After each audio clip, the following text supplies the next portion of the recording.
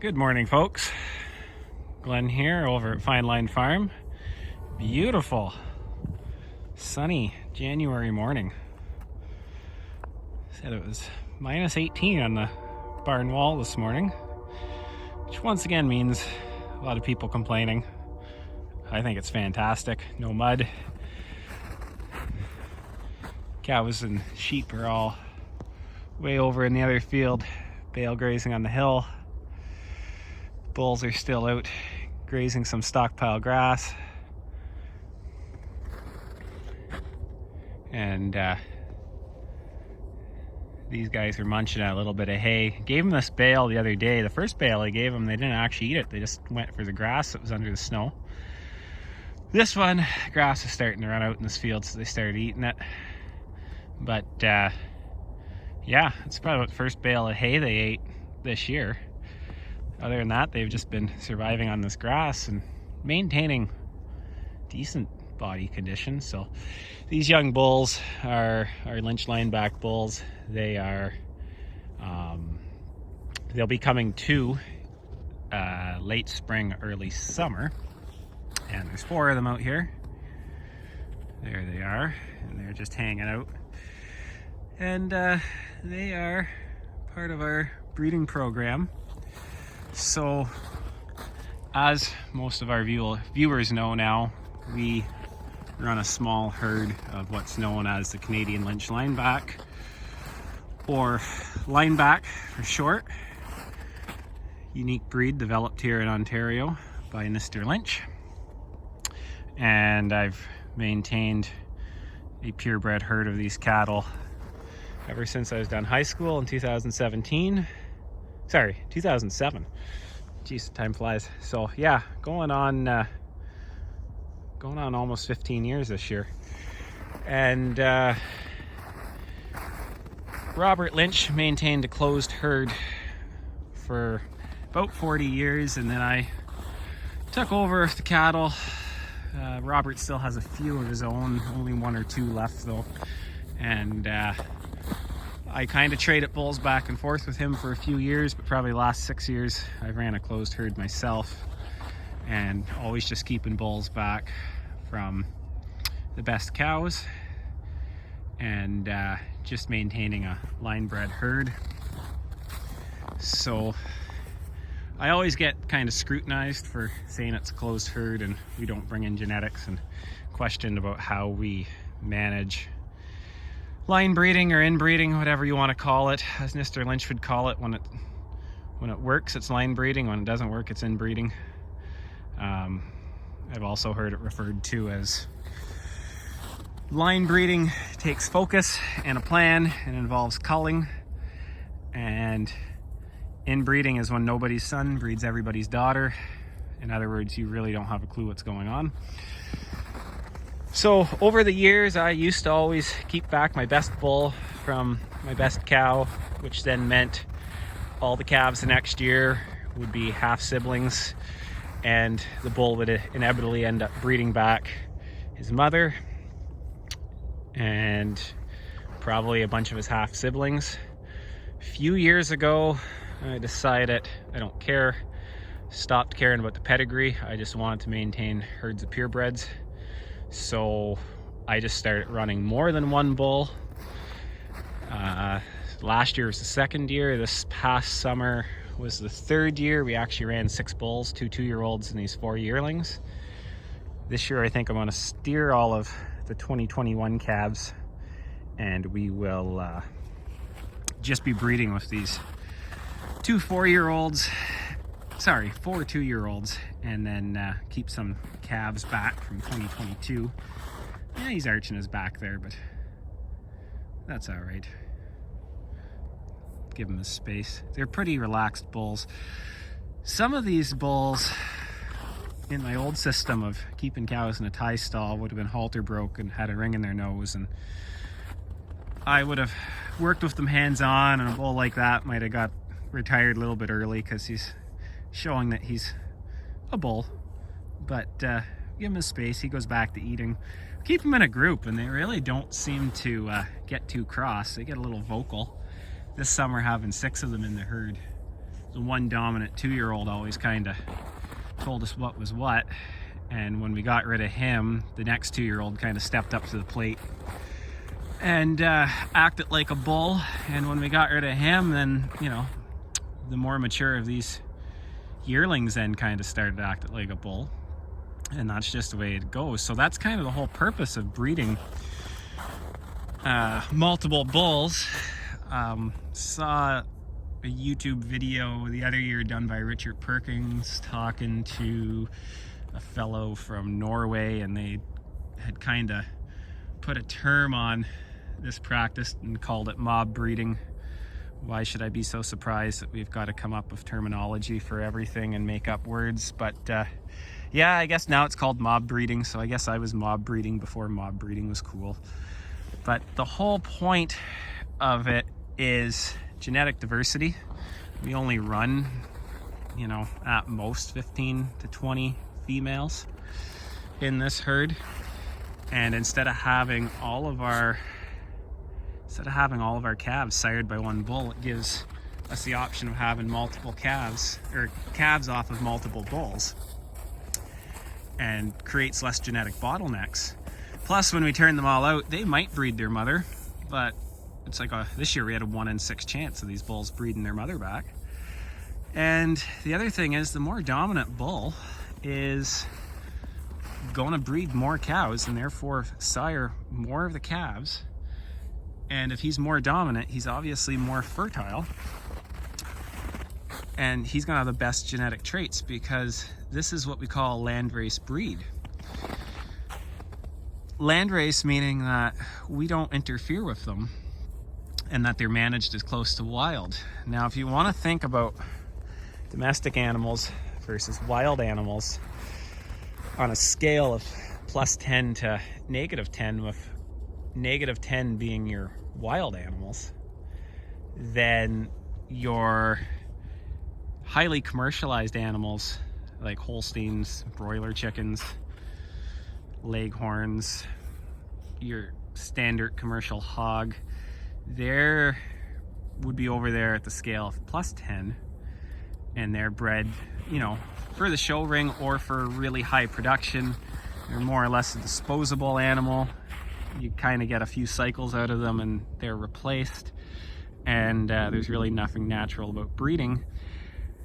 And then we get to kind of the wild animals. If they're at -10, feral animals are somewhere in between 0 and -10, and we kind of manage those populations just by culling entire families or herds because they're problematic and not meant to be on the landscape. And then landrace. There probably is no true landrace animals anymore. I mean, we constantly pick out the males to breed and the females to breed, and then cull what we don't want. So nothing is truly landrace. But landrace really should be over somewhere near 0 on that scale of +10 to -10. So I kind of developed this theory the other year that nowhere in nature does she pick out the best animals to breed. Nature just picks out the weakest animals and gets rid of them. And everything else is average. There are no exceptional animals in nature. I mean, if you went out and caught all the white-tailed deer in an area and threw them in a pen, you'd hardly be able to tell one from the other, because there is no superior animals. Nature likes an average and a balance, because they've got to be good at everything. They've got to find their own feed, they've got to raise their own young, they've got to doctor themselves, they've got to deworm themselves. They've got to do it all themselves. Whereas in nature, or in domestic livestock, we're constantly picking out the better animals. So I kind of came up with the theory of, I'm just going to steer the weak animals, use the better bulls, use the bulls that are okay. And as it was once said, we're not breeding racehorses, so we don't need to breed winners. We just need to breed not losers. So I just started picking out the losers, steer them. They don't get a chance to breed all the females. If they don't work in the herd, we cull them, they go.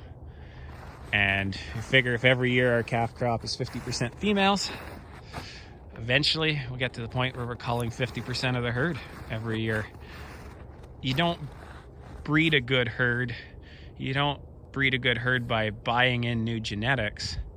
You develop a good herd by culling and getting rid of the weak stuff. So here's 4 bulls here. I kind of took this theory from Johan Zeitman. He's a South African cattleman. He was doing a talk about your most mature bull will develop quicker than immature bulls, and your most mature bull will be your genetically most fertile bull.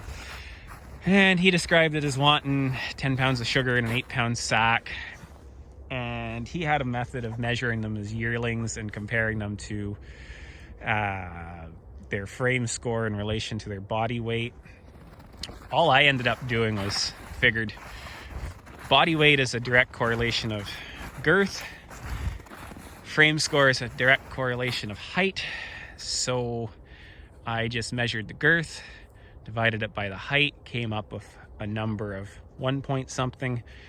The bull with the bigger number was therefore the biggest bull in relationship to his size, which was actually the little bull over there, which they were all so close. It was such an even group that, was he actually the biggest bull, or did I just have my measurements off of the tape measure when I measured his girth and height? Because they were all out by like half an inch to an inch, which it's easy to make that mistake when you're measuring them and they're jumping around in a chute. So they were all pretty close, but I will say this, that little bull, he's not much smaller than the rest, just by a wee bit. Every time I'm out here, his head's in the snow eating grass. These other ones were over here eating hay today. And he's the one that's been giving me a bit of attitude. So I think he's kind of more sexually mature and acting a bit more like a bull. And the whole theory is, when we get back to breeding cattle that are in tune with nature and hormonally balanced, by breeding with the more fertile bulls, the bulls will become more masculine, therefore the males will be bigger, and the females will actually get smaller and more refined, because that's a thing called sexual dimorphism, which we see all the time in birds, which is a male looks like a male and a female looks like a female. And more and more and more, we're losing that in cattle, especially in the dairy breeds, especially in these high-end genomic cattle, where we're breeding for milk traits. You know, a lot of these dairy bulls are looking more and more and more just like dairy heifers. And last couple of years, I found my yearling bulls on pasture. Can't tell them from yearling heifers, and that's partly because I was always breeding for milk production and better udders. So when we started picking out multiple bulls, now I'm starting to see my bulls acting like bulls and getting better conception rates on the cows, and they're just out doing their thing. So that's how we select bulls. As far as the whole line breeding thing, varying your genetics, I once heard it said that to bring in new genetics, you're basically admitting the genetics you have aren't good enough. And I guess there's some truth to that. Steve Campbell was doing a talk on minerals and epigenetics, and basically said when you figure out the toxins in the cow's diet and you get the minerals right, then you can start to actually appreciate the genetics and realize the genetics you actually have. And I think that's so much of it. We're just feeding cattle improperly, always trying to do the next big thing, always trying to keep up with the neighbors. If we just developed an ecosystem on our farm, put the cattle in it, let the cattle do what they're supposed to do, pick out the right bulls, keep the right feed in front of them, they're going to start to do what they need to do. And the thing to realize about line breeding is, well, any breeding, we do not create genetics. It's impossible. We can enhance genetics, we can dim genetics down, genes inside cattle will turn on and turn off.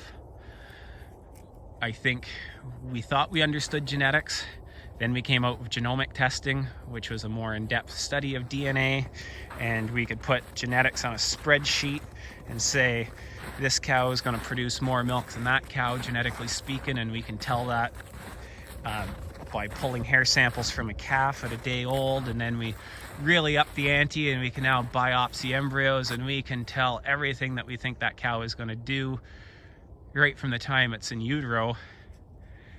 And then now we're starting to understand epigenetics, and epigenetics is how your DNA reacts to the circumstances and environment that it grows up in.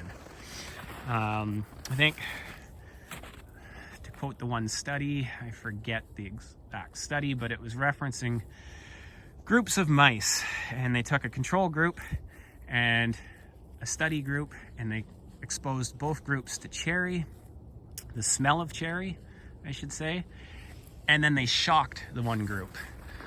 And then after they stopped doing that, they would still expose both groups to the scent of cherry. The control group had no response. The group that got shocked would flinch because they were expecting to be shocked. They never shocked another mouse in that study, and for 4 generations after that, the test group would still flinch at the smell of cherry because their ancestors developed that in their genetics, this need, this fear response to the scent of cherry. I think the study of epigenetics is starting to undo everything we knew about genetics. We can take the best genomic tested bull, the bull with the highest EPDs, whatever you want, but on the dairy side of things, you know, a bull with the best milk production maybe came out of a cow standing in a dry lot in California. Well, are those genetics really going to work for us in a freestall barn up here in Canada? You know, bulls, Angus bulls that are developed in the prairies, minus 45 wind chills and digging through snow. Do we need those genetics here where we feed a lot of a byproduct and really high quality feed? No. And once we realize that cattle adapt to their situation and genetics, genes will actually turn on or turn off over time, you start to realize all these genetics are in all these breeds. It really doesn't matter what breed of cattle you use. It depends more on the bloodline and how that breeder developed their bloodline, how they worked with them, how they culled them. Does their bloodline breed true? Did they get rid of all the duds? Or were they breeding cattle for the show ring? And, you know, as long as they looked good, they kept breeding them. And if the cow didn't catch, did they just ram a bunch of hormones in her and pull out all the tricks to try to get those cows pregnant? Hey, buddy. Yeah. So, you know, it really is a matter of, do they work for you? And if they're not working for you, we cull them. So when we line breed, we don't create problems like everybody thinks. You know, everybody thinks you line breed too much, they're going to be born with a leg sticking out of their head. That's not true. You can't create genetics. You turn genes on, or you turn them off, or you enhance them, or you dim them down. By line breeding, we enhance genetics, but we enhance all the genetics, the good and the bad. So you just need to keep culling the bad, and then the good becomes stronger.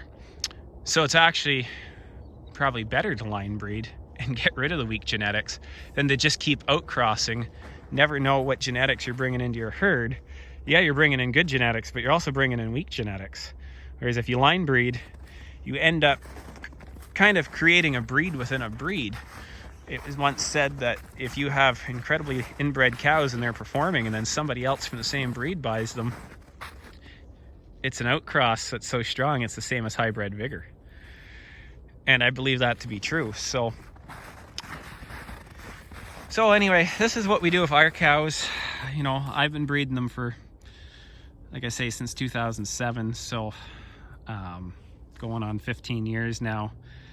And I haven't had any problems. Robert Lynch has been keeping this breed alive since the 60s with no new genetics.